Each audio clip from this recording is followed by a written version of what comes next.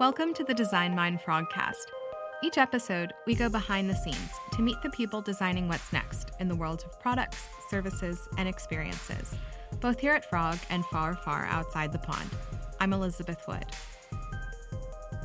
Today on our show, we're digging into what it takes to stand out at the world's premier festival for creativity, the Cannes Lions.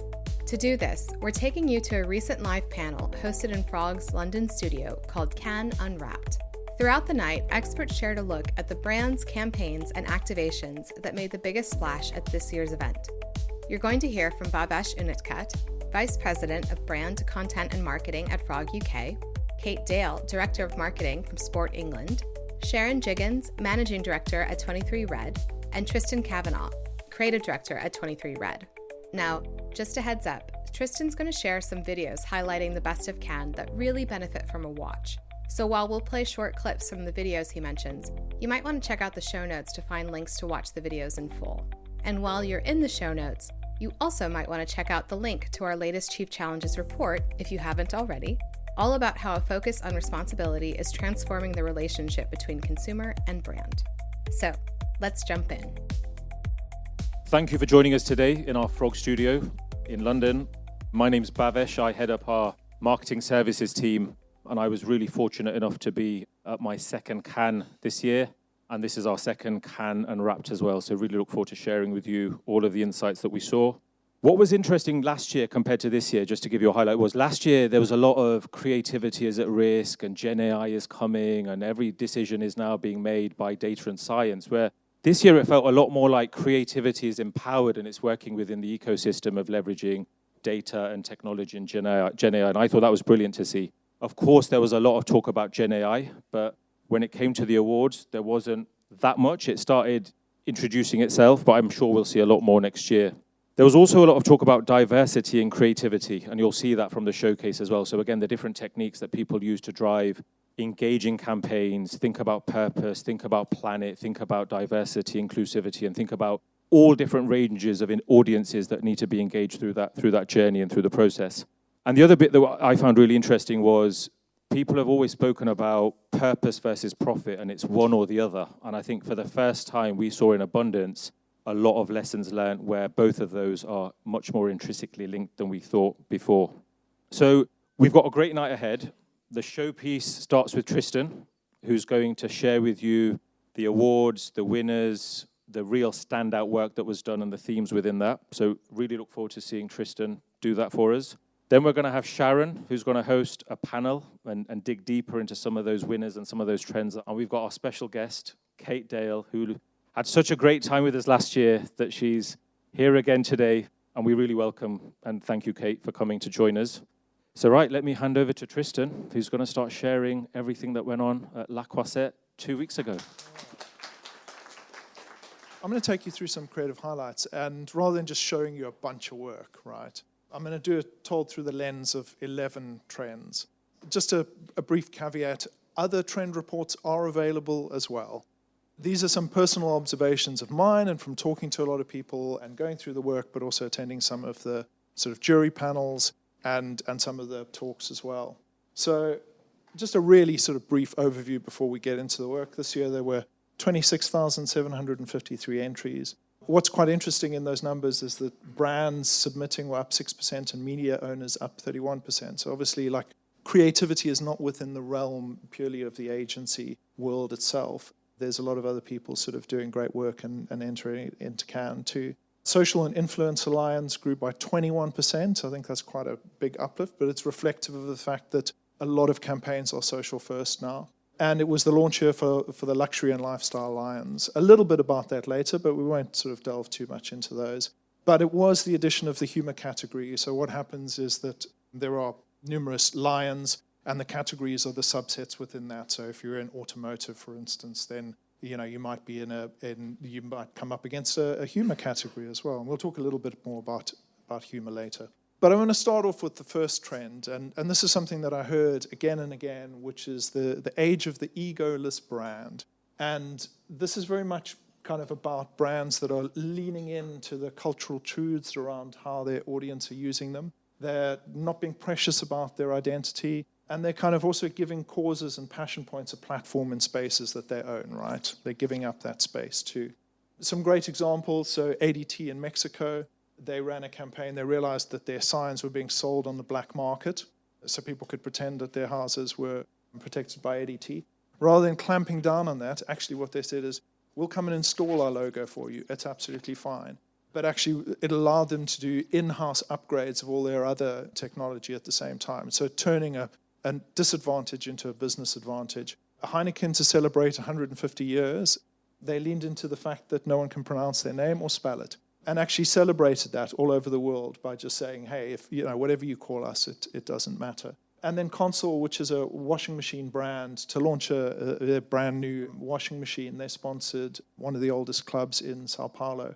And they realized that football jerseys have become inundated with sponsors' logos to the point where they've lost their historical significance. So in their sponsorship, what they did is they actually sort of removed all of those logos, including their own. So actually gave up their sponsorship as well to create a clean jersey and take it back to its roots.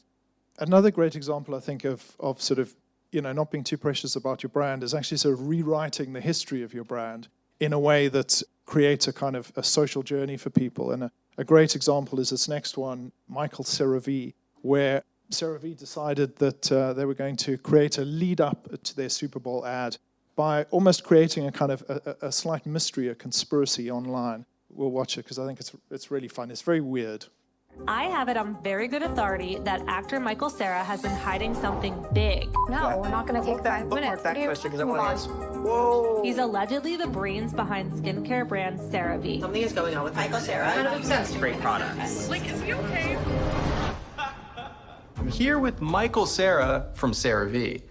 I'm Michael Cera, and human skin is my passion, which is why I developed this. CeraVe, developed with Michael Cera. V. We like? So that won the Social and Influencer Lion Grand Prix. Two great examples, I think, of just being a little bit more playful with your brand and not actually just sort of leaning into the way people are using it online. The next, and Bhavesh mentioned this earlier as well, is the fact that purpose and profit are colliding. And that's a little bit of a clickbaity kind of title. But basically what it means is that purpose still matters, but brand purpose and authenticity are more crucial. It's about really closely aligning to your audience's values and their needs as a brand, and also being able to demonstrate a clear commercial value or an outcome to the brand or cause. Some great examples, so Specsavers, the misheard version. This won the Audio and Radio Grand Prix and the PR Grand Prix. And this was about the fact that as Brits ignore their hearing tests for about 10 years after they start to develop hearing problems. So what they did is they worked with our friend Rick Astley over here, and they re-recorded a version of Never Gonna Give You Up, but with the misheard lyrics to prompt people to get their hearing tested.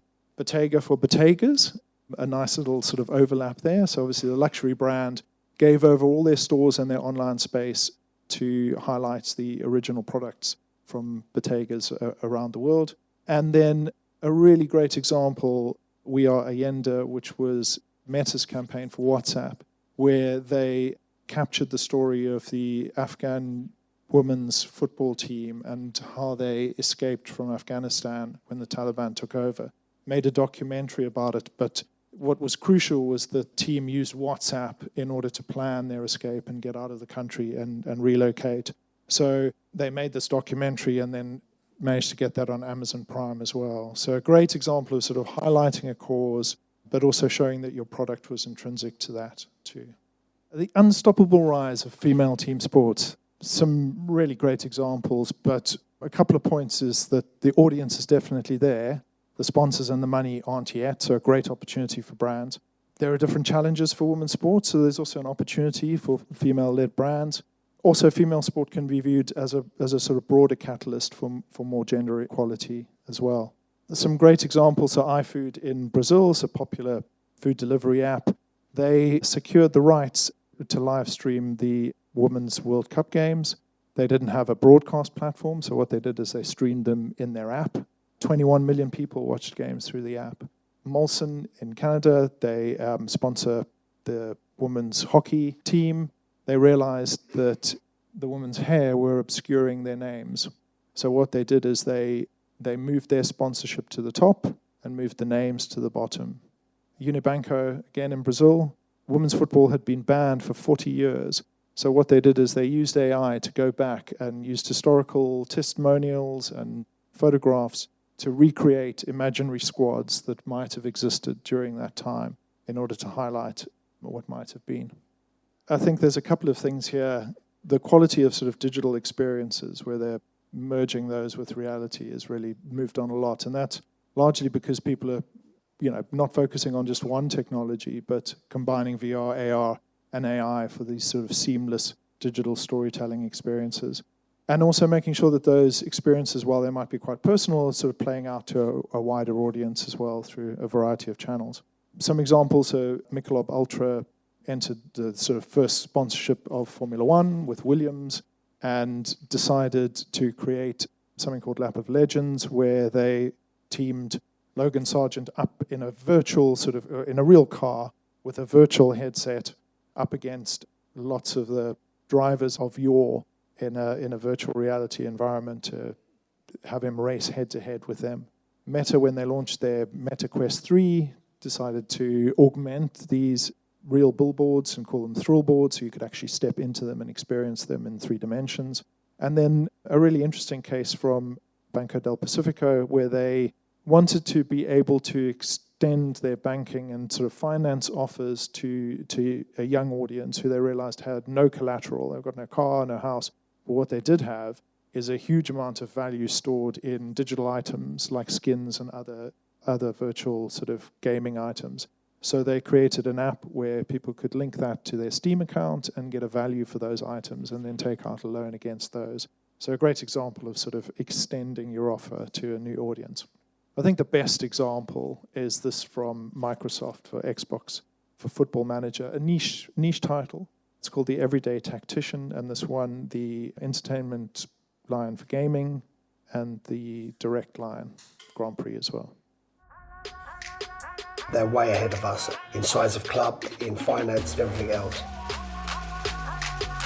Football Manager is the most realistic football simulator in gaming. You don't control the players, you manage the team.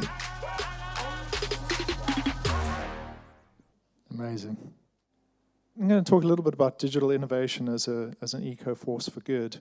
And this is very much about sustainability as a must-have, but being powered by digital experiences, and also finding those digital technologies that contribute more to reducing emissions than their own carbon footprint, right?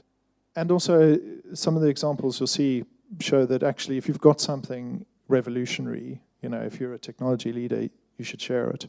Some great examples, so from the Ampara Animal Institute, they realized that there was a spike in the illegal trade of wild animals when those animals were featured on social media. So what they did is they used a simple piece of code and then worked with influencers to help them educate people to be able to retrain their algorithm, basically, to eliminate those, and saw a 15% decrease in the intention to purchase as well. So finding those little sort of correlations in data. Amazon Web Service, I think this is really smart. It's called vanishing emails, and it's just the fact that our email inboxes are clogged with stuff that is out of date. Promotional emails in this instance, that has a massive carbon footprint. So they just wrote a simple piece of code that deleted all of those emails that were out of date and couldn't be used. And then what won the Grand Prix for Innovation, I think, is the Philips Refurb. So on Earth Day, Philips completely overhauled their offer and their website and only sold refurbished versions of their own products, which might have ended up in landfill. Again, a massively successful campaign. I think a really great example, especially about not gatekeeping, is this for DP World. It's the move to -15, and just based on a really simple piece of research and insight. Frozen food, a wonderful innovation that allows us to preserve, share, and reduce waste. For over 100 years, we've been shipping frozen food at the globally recognized temperature of -18 degrees. But for a warming planet where every degree has a significant impact, we ask the game-changing question: does the freezing temperature have to be that cold? Right, let's talk about AI. I know it's surprised it's this far down. I think what was really interesting is that there were lots of campaigns where AI was really supercharging the sort of rollouts, the personalizations, instant adaptability. But there were also quite a lot of campaigns talking about, the biases that exist and the pitfalls with Gen AI and how they need quite close monitoring. And also how, people are quite skeptical of deep fakes and misinformation, and also this, possible deluge of sort of bland content. But there's some great examples. Firstly, on the sort of, questioning the biases that might exist, Dove's Real Beauty Code. So you might have seen this on TV because it's a global campaign, but basically just allowing Gen AI to have a simple prompt that, if you type, imagine a confident woman, it's going to come up with the stereotypes that exist. But if you add, according to Dove Real Beauty campaign, a little bit of code, it changes that completely. An amazing campaign. One that I'll show you a bit later, actually, if we've got time. So Mayo Clinic Voice to Diabetes, an amazing use of AI, basically because type 2 diabetes actually changes the inflection of your voice. They developed an app that could detect that, especially for, in third world countries where diagnosis is not that easy. And then a great example of something that we might associate with deepfakes, actually, this Open to Diversity, the most inclusive Christmas address, where they took the traditional Christmas address of the federal president of Germany, and they used AI to translate it in his own voice and with his own facial features into the other 8 most spoken languages in Germany live at the time and broadcasted out as well. I think a great example of how AI can be used within a campaign is this from Pedigree for Adoptable, won the Grand Prix for Outdoor. Adoptable uses machine learning to transform a basic photo of a shelter dog into studio-quality photography. That shelter dog can then be inserted into any digital Pedigree ad. Each ad directs people to a personalized landing page. Here, they can learn more about the dog they just saw. And when adopted, that dog is instantly dropped out of media rotation. Now, every Pedigree campaign can feature an adoptable dog near you. Brilliant. I'm going to skip over Voice to Diabetes, but I would encourage you to check it out. It is quite amazing. You want to see it? Okay, let's go for it. Our voice has the potential to change the world. And for the millions in communities of color and developing countries facing limited access to healthcare, it now, for the first time, has the power to save lives. Introducing Voice to Diabetes, turning voice samples into an equitable life-saving tool for millions. A major step forward in diabetes detection. This team of scientists built an algorithm that can detect type 2 diabetes just by having them speak into their smartphone. Which is insane. This is very cool stuff. Yeah, it is, and without even pricking your finger or getting a blood test. This is crazy. There's lots of sneakiness at Cannes. This is really about sort of looking for built-in media mechanics and sort of repurposing them, understanding what people are already doing and kind of capitalizing on their ingenuity, and also socializing your campaigns through influencers and making that content really shareable. But a great example, Hellmann's, basically McDonald's decided that they were only going to offer ketchup as a dip. So Hellmann's developed the Mayo Macaque, which is basically where you order a mayo chicken sandwich and then you can delete all the ingredients and only leave the mayonnaise, as a way to sort of petition McDonald's to bring back mayo. A little more serious, so the Abortion Freedom Fund created these anti-choice ads, which basically targeted the pre-roll ads before anti-abortion content on YouTube and presented people with a dilemma.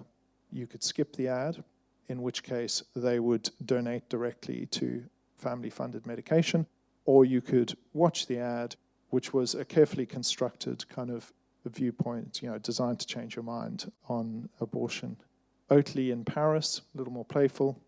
Paris has very strict out-of-home regulations. You can't advertise a product directly. You can't show a pack shot or a logo. So what Oatly did is they painted these murals that didn't have pack shots or logos or anything. And then they created a whole series of objects that would sit in front of those murals and anamorphically add the pack shot. So if you viewed it from the right angle, you would see the billboard in its entirety. I guess my favorite is this. It's from Stoked. It's just kind of silly, but I think a great example. Cannabis sales are legal in Canada, stuff. but cannabis advertising is not. So, we zigzagged the law by advertising neighboring businesses with covert callouts to a chain of Stoked stores and their products. Introducing Next to Stoked, a legal-ish adult-targeted undercover campaign on the buzzkill media channels that prohibit cannabis product ads. Stoke didn't win any Grand Prix, but a lot of people talked about it. And that's a good segue into humor is back, sort of. And I say sort of because I think humor never really went away. I think it's just that it's been sort of, it's back on the agenda, and people want more of a balance now. They want, light relief. These are turbulent times, right? And also, science tells us that if a brand uses humor, 80% of people are more likely to buy from the brand again because it's memorable. And also, it doesn't have to be laugh out loud funny. There's some really irreverent, weird, and just downright strange sort of stuff going on as well. So one of my favorite campaigns is for this vegan mayo haters, where they basically worked with people who hate mayonnaise and got them to do a taste test, promised them that it wasn't going to be mayo. They hated it. They threw it up. They vomited. They gagged. And then they just said, well, it isn't mayo. But it's a great way of proving a point that your non-mayo mayo tastes exactly like mayo. I have no explanation for Liquid Death and Elf Cosmetics and their corpse paint, but it is very strange and funny and very sort of in line with Liquid Death's brand. And then very silly Pop-Tarts, the first edible mascot. This did win a Grand Prix. It won the Brand Experience and Activation Grand Prix. Basically, they wanted to reposition Pop-Tarts as a snack and not just for breakfast. So they created an edible mascot, put him in a giant toaster, had the team literally eat him as he came out the other side. It's very strange. But I think a great example of using humor or irreverence within your brand is this one, the Health and Wellness Grand Prix. It's for Dramamine. It's called the Last Bath Bag. Dear Dramamine, I'm writing you on behalf of the barf bag community. We've noticed for a while that quality barf bags are getting harder to find. People rarely... That is weird. And you may have seen this. This is DoorDash All the Ads, which I think is just a really great example of sort of hijacking the Super Bowl. I'll just play you the case study. This year, DoorDash didn't just make a Super Bowl ad. We delivered all the other Super Bowl ads.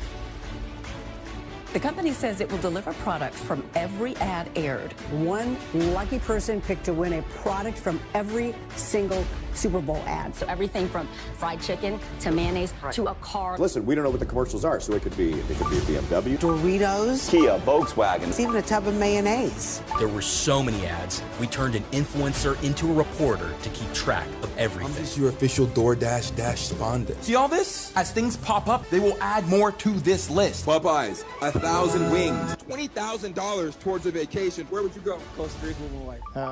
Let's get a bit more serious. Design and data as a tool for inclusivity. And there is lots of stuff that I think is there to harness technology in a way that can challenge outdated perceptions and stereotypes, creating new products and iterating others to attract sort of excluded audiences, and also harnessing the growth of 3D printing and open source for distribution as well. So a really great example from DeGiro and UN Women, the pink chip. Basically, any woman-led businesses generally perform better. But there's still a lot of sort of bias around that, so they created the Pink Chip Index, which allowed people to see just how well those businesses were performing in relation to the rest of them. Unilever's Vaseline Transition Body Lotion, this one, the Glass Line for Change, which is based on a really simple insight that transgender women experience very dry skin going through hormone therapy. So Transition Lotion was designed specifically to treat that. MasterCard's Room for Everyone, again, building on the work that they did last year around using their data sources to allow Ukrainian refugees to settle in specific parts of Poland. Room for Everyone basically used sales data to look at what businesses thrive together and actually kind of allowed people to set up, Ukrainian refugees set up businesses where they directly benefited the Polish equivalent. So again, a really great example of using proprietary data to actually aid integration. A few more to go. Work quickly or be patient. And I think this was something that came out of the fact that some brands are able to work incredibly quickly. So, it's about making sure that you know how your brand's being mentioned on social, and be ready to act at speed to capitalize when it is on those memes, mentions, and the sort of online culture as well. Or the opposite, be patient, stick to your brand essence, and reap long-term rewards through consistency. So a couple of very tactical, quick-acting sort of brands. Heinz, ketchup, and seemingly ranch. This is not my sphere, but apparently when Taylor Swift made an appearance in Travis Kelce's NFL game, the internet went mad because she was eating something that looked like ketchup and seemingly ranch.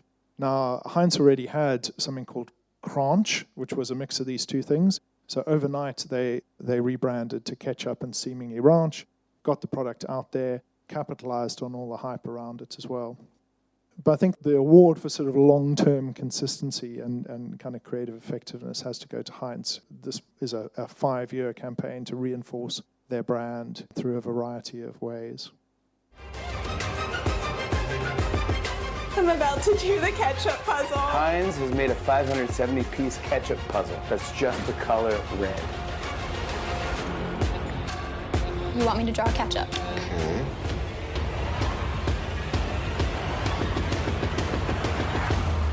That's mustard. So that won the Grand Prix for creative effectiveness, just a brilliant use of a single brand platform reinforced in loads of different and ingenious ways. Final trend. Music is the great unifier, and there were so many kind of music-orientated campaigns at Cannes this year. And music works because it literally encodes, in your long-term memory. So it's a great way to trigger brand recognition. Part of culture, it's really easily shareable. And also, there's lots of examples of brands finding artists that aren't massive. They just align with your audience and the idea. So some great examples. McDonald's in Japan had a problem recruiting Gen Z who don't like to smile. It was part of, apparently, according to the case study, it was part of McDonald's brand DNA in Japan. So they changed it, but rather than doing that, they worked with Ano, who's a very popular artist amongst the audience who never smiles.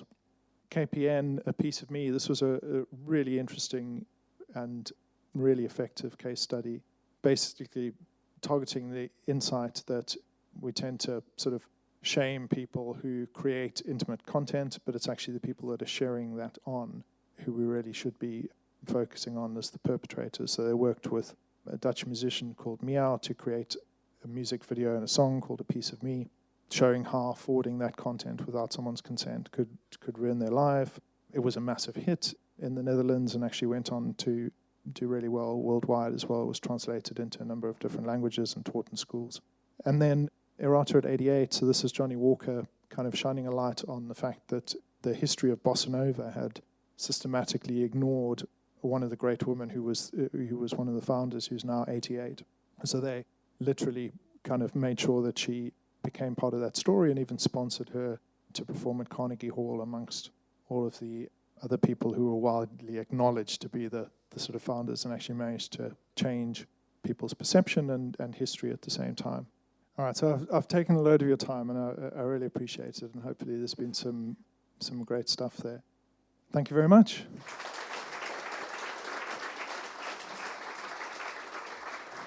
So that was a brilliant showcase. Thank you, Tristan. Brilliant work. Pleasure. Thank you. Hi, Elizabeth here, breaking in to remind you about the latest in Frog's Chief Challenges series, Your Consumer Responsibility. It's all about adopting a truly and radically consumer-first mindset. Dig in to find insights from real client collaborations, principles for using emerging tech to innovate on the customer journey, as well as strategies for driving satisfaction and loyalty for maximum customer lifetime value. Check the show notes for the link or visit frog.co. Okay, now back to our conversation. Right, now on to our next segment, and introducing Sharon from 23 Red, who's ready to give us a real grilling on our perspectives. I am actually. It just feels like a little bit like an election debate. So, yeah, and I'm not going to go easy on these guys. So alongside Bhavesh and Tristan is Kate Dale. Kate is the Director of Marketing at Sport England, and as I know her as, one of the founding queens of This Girl Can. the multi-CAN award-winning campaign that has helped millions of women get active, challenged the stereotype of what it looks like to be a woman getting active, and it's become a shorthand for female empowerment. Yes. And I've had the pleasure, of working with Kate now for the years, and accompanying Kate to Cannes, where we got to attend lots of brilliant talks that were happening outside the Palais, mainly because Kate and I didn't have a pass to the Palais, but those two did. But as I put it, we got to hang out with lots of interesting people and attend lots of really interesting panels. And Tristan's covered the work, so what I want to do, spend the next 20 minutes, is talk about the Cannes chatter and really sort of dig deep in terms of what people were talking about. So the first topic, I'm going to start with Kate. The first topic was, the key topic of this year's Cannes was the Summer of Sport 2024, with this year's Olympics being the first time ever there will be equal male and female participation. Now, there were specific sports panels. There was even a sports beach that actually Kate got to go on, but I didn't have a pass. Can you see there's a bit of a recurring theme? And then some of the winning campaigns that Tristan shared obviously were very sports related. When Bhavesh at the start mentioned the celebrities and he mentioned Frank Lampard, I kind of snorted a little bit because there were so many lionesses out in Cannes who you didn't mention. So Mary Earps. I didn't see them. And, who demonstrated that they can bring it home. And then, so this isn't a dig at Bhavesh, but it kind of is. But anyway, sorry, I'll move on. Kate, you chaired a panel with, and it was called The Unstoppable Rise of Women's Sport. And it featured Carly Telford, which is the ex-England goalkeeper, and Gemma Bonner, defender at LFC. So the first question for Kate is, what were the key takeouts? Is the power of women's sport now being taken more seriously? Short answer is yes, but I don't think we've gone beyond people thinking that women's sport is having a moment. And this is not a moment, this is going to be an era. Oh, that's a spoiler alert for what we might be talking about in a minute. And it needs to be, but that won't happen automatically. We need to keep pushing and plugging away at that. The orange ad, which is amazing, the French one that Trish shared, is absolutely amazing and makes me cry every time I've seen it. But it does make me laugh. There's a headline that says, women's football can be as exciting as men's. Who'd have thought it in 2024, eh? And I think anyone who's been watching the Euros might argue that we are, in fact, more exciting than the boys. Maybe that last 10 minutes of the last match. But, I bet Gareth wishes he could swap some lionesses in at the moment. It was incredible to see the seriousness that women's sport was taken out in Cannes, and really encouraging. But it can't just be that that's this year's theme and then we move on to something else next year. It needs to be something that is really built in. For all the progress that we make, there's setbacks, and not specifically Cannes related, but it was happening at the time. There was a grassroots football club, Thornbury, I don't know if anyone saw this story, where they were having financial troubles and they just decided to ditch the women and girls football teams. Cue the uproar from women, and they have been reinstated. And there's a T-shirt that came out of it from a quote from 8-year-old Lily, who was on BBC, saying, well, if girls want to play football, you can't just not let them. And until we have a generation of girls that grow up with that sense of entitlement about everything, then we haven't won. And then I think in the last 24 hours, neither of these I can, but in the last 24 hours, there's been another story, which you may have seen, about a lingerie brand that has worked with Team GB, Women's Rugby Sevens. And I think they're trying to do the right thing and what they want to do. So they've got women playing, incredible women, Olympians, playing rugby in lingerie, which doesn't look very comfortable or very supportive, to be honest. What they're trying to do is say that strong can be beautiful too. Why does strong have to be beautiful? Why can't strong just be strong? While we're still focusing on that aesthetic, then we've still got a long way to go, which is no shade, and I want to make this clear on the Team GB women taking part in it at all. I just think it's a misjudged campaign that shows how brands can think they're connecting to the unstoppable rise of women's sport, but still get it very wrong where they don't really understand what it's all about. It's way more than skin deep. Very good, very good. Moving on slightly from that, there were also, for the first time, a number of female-led spaces and places. The Empower Cafe from Wackle, Women in Advertising Communications Leadership. There was the Female Quotient Equality Lounge. There was the Women in Sport House, the World's Women Foundation Equality Moonshot. I mean, how important do you think it was this year to have those female spaces? Oh, they were fantastic. We hung out in those spaces a lot, didn't we? We had a great time. But really important, because I think a lot of the focus is often the diversity in front of the lens in the advertising, and that's important, or the creativity, but it's behind as well, and it's providing spaces and encouragement and support for women coming up through the ranks, really, and them feeling that they can connect with and bond. And there was one event we went to, the panel event at the Empower Cafe, which was the first time they've ever done this, Wackle sponsored, I think, and organised, but lots and lots of panels for women, not just for women, but about issues relating to women, about inclusivity. And there was a networking event on the panel that we went to just beforehand, and it was on the croisette, sort of outside, so you could see this incredible female empowerment, all the women connecting and talking and feeling engaged, next to a media one, which was just a few blokes drinking beer. I sound so misandrous saying all this. We need more men in this space as well and talking about this too. But it felt really different, didn't it? And really encouraging and supportive. Yeah, and on that point, there were men at those female spaces, but not enough of them. And obviously, we've all got to be allies. But actually, one of the panels that we attended, and actually the theme cropped up at a couple of other panels, were topics around the Taylor Swift effect. So what did you learn from that? Oh, I learned loads that I don't know anywhere near enough of her lyrics, for starters. But it was really, really fascinating. That was the panel at the Empower Cafe, and they were talking about, and you may have seen these stats about the Taylor Swift effect on national economies. And before the interest rate announcement came out that there was going to be no change, the week after they said there won't be a change because of the impact Taylor's having on our... So thank you, Taylor. Didn't help me with my mortgage, but that's why the interest rates didn't go down. And it's just absolutely phenomenal that a pop star has this effect, but clearly she's so much more. And one of the things that I really loved, they really got into the fact that because she's a female pop star with a huge young female fan base, doesn't get taken seriously traditionally. It gets a bit dismissed. Looking at some of the work that you shared, Chris, if you think about the such a good name, the co-creation and the Football Manager, where they're tacking into fan bases, but somehow it's taken more seriously than a female fan base, and especially when it's teenage girls. I think one of the examples it gave, though, wasn't it? It was teenage girls that took the Beatles global. It was teenage girls and young women following Taylor that suddenly gave that massive spike to NFL. That didn't come from generative AI. That would never have predicted that. It was Taylor falling in love, I presume. It's not a showman, so it doesn't seem to be one, with a football player. And then, NFL have completely, and Ketchup, Heinz, completely lent into that and done amazing things with it. But it was a real story and something real, and that real connection from it. And I think I can talk about this for...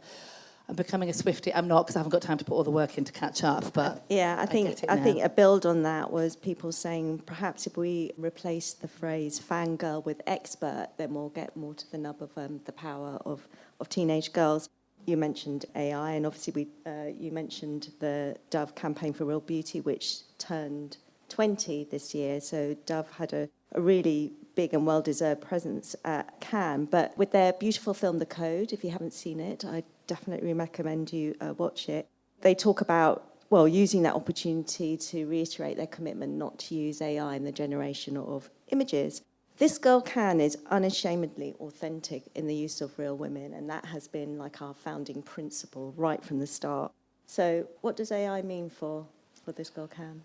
We won't be creating images of women through AI. I can absolutely predict that. When we started, we talked about no photoshopping. Then it was no filtering. Now it will be no AI images. What you see is what you get with our women, and always will be.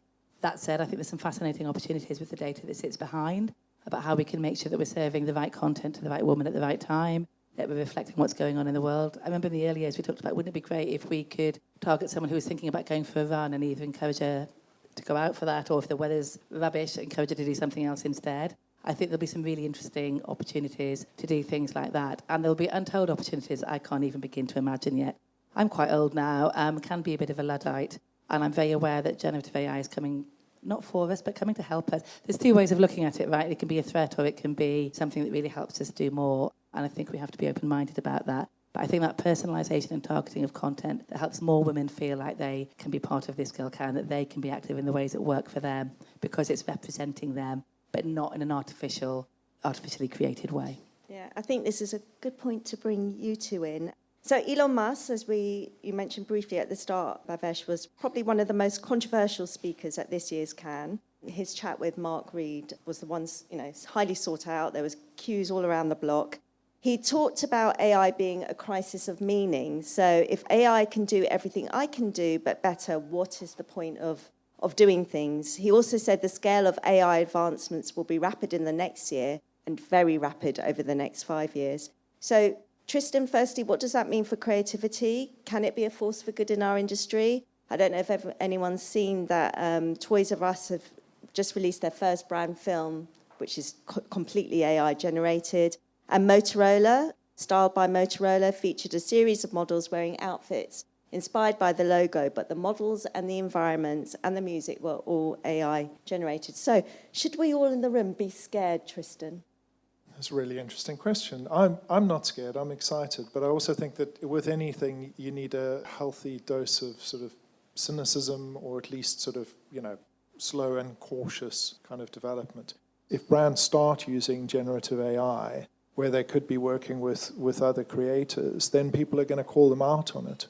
So I think we have to be sort of cautious. I think also creativity is it's a bit of an unknown art in a sense. It's very difficult to synthesize. A lot of creativity comes from unusual connections and absorbing things in your day-to-day, and then kind of your subconscious putting those things together. I think that's very difficult for AI to do. That said, to Kate's point, I think the opportunities for personalization and for sort of, iterating campaigns, for translation, for inclusivity, for technology, if we can use it for good and harness it in the right way, then I think it has amazing potential. But I don't know yet if it's going to be able to come up with great creative ideas.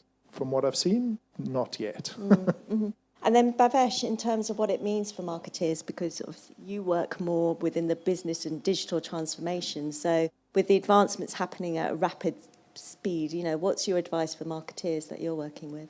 Some brands are getting quite carried away and AI is becoming their strategy, whereas those that are being really smart with it are playing around with it and it's used to enhance their strategy. So I think great examples that we saw was Pedigree, where the idea was human, but the generation of the images, the placement of the ads was very data-driven and Gen AI enabled. And I think there's really, really good examples of brands doing just that, where if you can come up with an idea and it can be, the production can be, powered through AI and it can be personalized through AI, then I think that's a great use of taking away some of the transactional elements. But I don't think we're anywhere near, humans being kind of taken completely out of the process. And if anything, brands that we're working with that are using even on content production are still using a lot of human intervention to check that everything is lining up how it should. If anything, the interesting thing is the AI is producing the right material, but it's probably exposing more the gaps in the brand guidelines or gaps in the workflows that probably need addressing versus the AI production. So the other, just to change the subject briefly again, the big topic being discussed at this year's CAM was, it was dubbed the most diverse CAN there has ever been. In my opinion, the bar was pretty low. Some of the panels that we attended, Kate, there was a lot of chatter that although diversity in front of the camera is improving, there's not enough diversity behind the camera. But one of my favourite quotes came from the founder of Word on the Curb, who are a social impact agency that we at 23 Red work with. And the founder said, diversity is a reality, inclusion is a choice. So I just want to ask each of you individually what diversity means to you in your specific area of work. I think with this Girl Can, we've always striven to be diverse and inclusive. We've made mistakes along the way. Get me another glass of those and I'll tell you what those are later. But we have made mistakes. We're always learning. And I think actually that's an important part of it. You will make mistakes. If you're trying to do it, you'll get some things wrong. So keep on trying. But if we are not seeking to be diverse in terms of all the people who are working on the campaign as well as the people who are featured in it, then we won't successfully connect with the women who we most need to reach to. Over the next 3 years, 4 years, we're launching Phase 6 next year. We're knee more than knee deep, really, up to our neck probably in strategy development. And that will be really focusing on women who haven't connected with the campaign, who are more likely to be inactive. Basically, we're coming after every single one of you, whether you like it or not. No women left behind. We won't do that if we don't constantly challenge ourselves and think about diversity. And that's diversity in all its forms, so all the characteristics, but also in approach and thinking, in background, in education levels. We need to be always doing more. Tristan? Yeah, I think it's really interesting. I think we've got to, as an industry, sort of open up more in terms of not just the people that we bring in to work within our industry, but the people that we work with as an industry. And, nothing for us without us, right? That's about people wanting to know that the stuff that's aimed at them was actually made by people like them. And there's nothing more powerful than sort of lived experience. And I think as an industry, we've got to put our hands up and say, we're not good enough. It needs to be much broader. We need to invite people into the industry and make it much more welcoming. There's far too much jargon. It's still difficult. It's still kind of a tricksy and sometimes unattractive for young people industry. So we need to change all of that. But we also need to sort of recognize the fact that you cannot embody everything in an agency. You also need to work directly with your audience, and they need to contribute to the creation of stuff that's meant for them. Another observation, last year was the pushback against purpose, and it was about, returning to commercial returns, and in terms of like what was winning awards, there had to be a commerciality angle to it. This year, we've talked about the sweet spot between purpose and profit. There seemed to be one gaping hole, and that was the subject of sustainability, and I mean that in the broadest sense, so environmental, economic and social sustainability. According to the latest UN report, the world is on target to meet only 15% of the SDGs by 2030. So next year we're at midpoint. So why was this not shouted about at Cannes? Because we're an industry of creative problem solving. Surely, like Cannes is the right platform to be talking about that. Anyone got any views? Yeah, I'm happy to kick us off because I've had a few different debates on this topic, and I think some of the changes and the movements that need to be made require significant investment. What we've been trying to encourage a lot of our brands is the way you can achieve that, because they are common goals, is to drive more collaboration. And I think if we can get to much more collaboration at a competitor group, a peer group, that can really drive a force for change. So, simple examples like how many delivery trucks do we get going down our street each day delivering the same products and services from different brands? Surely we can consolidate that. And if we consolidate that together, going back to your -15 campaign, look at the impact it can make through a simple policy change, but it needs multiple brands to move together at the same time. And at the moment, I don't think we've got enough of them willing to work or move together at the right time. But I think the more and more the gap greatens, because so many, as you said, Sharon, have made 20, 30 commitments, I feel something has to change and something significant has to happen. Something about it needing to be capture imagination, right? Because when they're looking at the themes and they're thinking about what they're wanting the event to be, I guess, so women's sport was irresistible to that because it's having a moment. I hate the word I'm about to use in this context, but how do they make it sexy, right? And how does it become something that people also feel that they can then actually practically do something about? And I wish I knew the answer to that. But it's also really shallow of me to say that, I know, but I think also it's going to be long-term. This is not going to be overnight solutions, where I guess when they're putting themes and things together for the festival, they'll be thinking about what's going to be snappy this year. So it's how that is somehow encompassed in that, and I don't know. Yeah, but it needs to be there. Yeah, and just to answer your previous question about how we get the people around the table who didn't come to the table to talk about diversity and inclusion, we need to make sure that they understand that it's about the bottom line. Yes, it's the right thing to do. It's for the good of humanity. It's the good of everyone. But money talks, right? Yeah, so understanding the bottom line. Mm-hmm.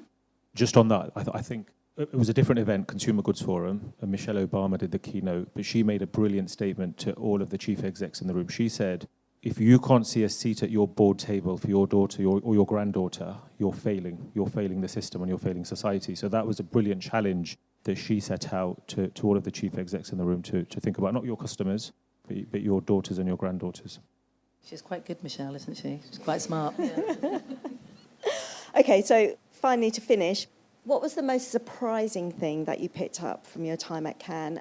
Tristan, in particular, you attended a lot of the jury panel talks and learnt about how they came to some of the decisions for awarding the work. Yeah, those are really great, and I'd encourage anyone who goes to Cannes, and I think some of them are often filmed as well, that you can access, because they give you a really compelling insight into the judging process. In the health and wellness category, they had over 2,500 entries. Each judge is looking at about 250 case studies. So I think it's really interesting to know that even if you've got a great case study, you really need to stand out, and you need to make sure that it's landing, very well. And you'll see some familiar formulas in the way that those case studies are constructed, because they are designed to sort of grab judges' attention. But I think there was one thing, it wasn't necessarily surprising per se, but it stuck in my head so much.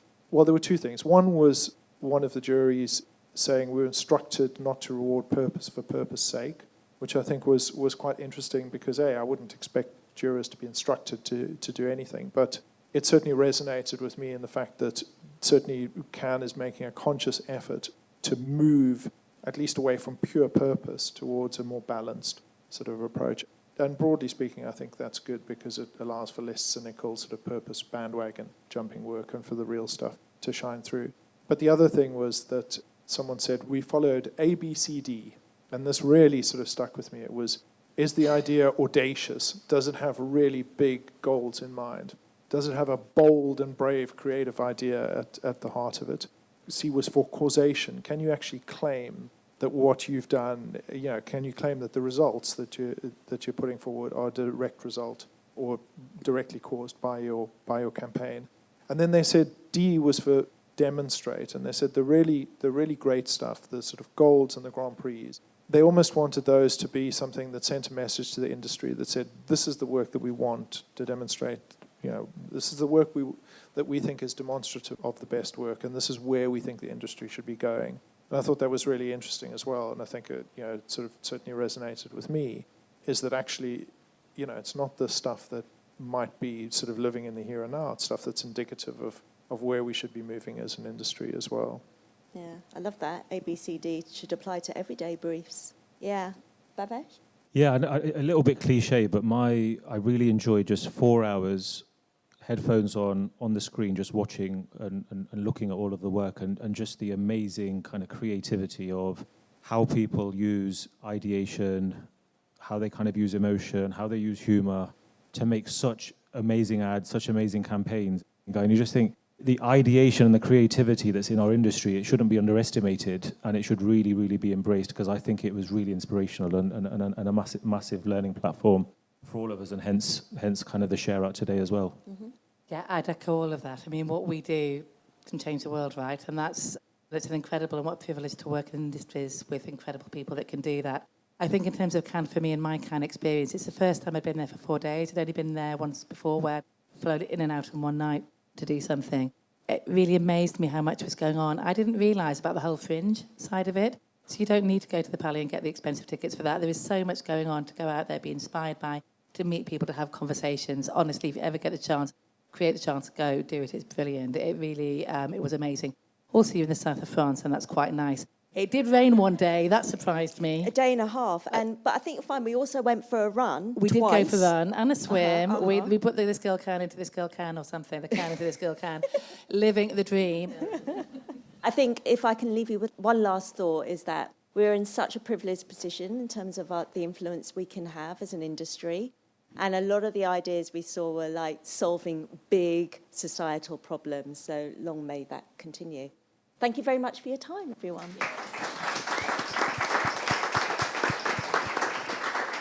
So big thank you to Sharon and to Kate and to Tristan.